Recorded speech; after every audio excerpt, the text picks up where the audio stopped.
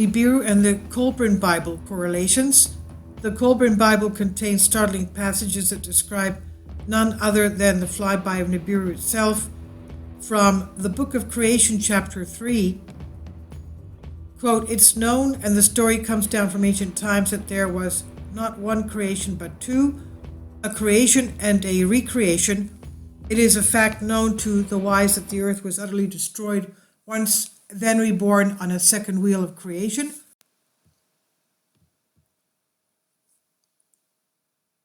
At the time the great destruction of earth, God caused a celestial dragon from outer heaven to come and encompass her about. The dragon was frightful to behold. It lashed its tail and breathed out fire and hot coals, and a great catastrophe was inflicted upon mankind.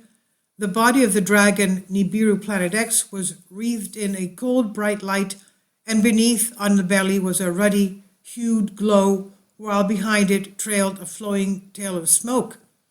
It spewed out cinders and hot stones, and its breath was foul and stenchful, poisoning the nostrils of men.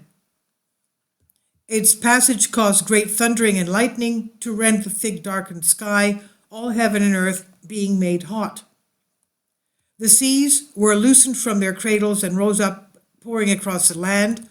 There was an awful, shrilling, tempting trumpeting which outpoured even the howling of the unleashed winds. Men stricken with terror went mad at the awful sight of the heavens. They were loosed from their senses and dashed about, crazed, not knowing what they did. The breath was sucked from their bodies, and they were burned with a strange ash. Then it passed, leaving earth enwrapped with a darkened, glowering mantle, which was ruddily lit up inside. The bowels of the earth were torn open, and great wreathing upheavals and a howling whirlwind rent the mountains apart. The wrath of the sky monster Nibiru was loosed in the heavens. It lashed about in flaming fury, roaring like 1,000 thunders. It poured down fiery destruction amid a welter of thick black blood, red ash. So awesome was the fearful aspected thing that the memory mercifully departed from man. His thoughts were smothered under a cloud of forgetfulness. In this manner the first earth, Tiamat, was destroyed by calamity descending from the skies. Men and their dwelling places were gone. Only sky boulders and the red earth remained where once they were. But amidst all the desolation, a few survived, for man is not easily destroyed, but crept out of their caves and came down the mountainsides. Their eyes were wild and their limbs trembling. Their bodies shook and their calls lacked control. Their faces were twisted and their skin hung loose on their bones. They were as maddened as wild beasts driven into an enclosure before flames. They knew no law, being deprived of all the wisdom they once had, and those who had guided them were gone." Unquote. The Kolbrin Bible goes on to give us a warning of the red planet's return, named the Destroyer. Quote, "When blood, the red ash, drops upon the earth, the Destroyer Nibiru will appear, and mountains will open up and belch forth fires and ashes. Trees will be destroyed and all living things engulfed.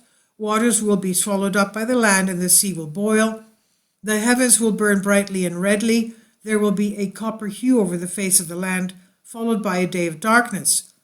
A new moon, one of Nibiru's satellites, will appear and break up and fall. The people will scatter in madness. They will hear the trumpet, and the battle cry of the destroyer will seek refuge in the dens, underground bunkers and caves of the earth.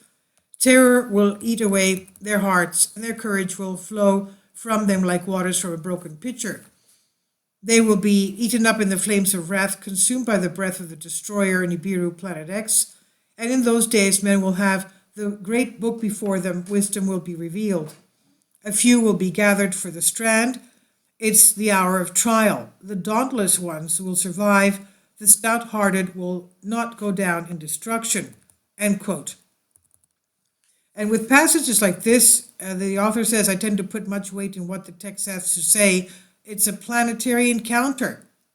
Yes, I realize ancient manuscripts have certain built-in biases and exaggerations depending upon the point of view of the author, but at the same time, you simply cannot just throw a precious document like this out with the bathwater.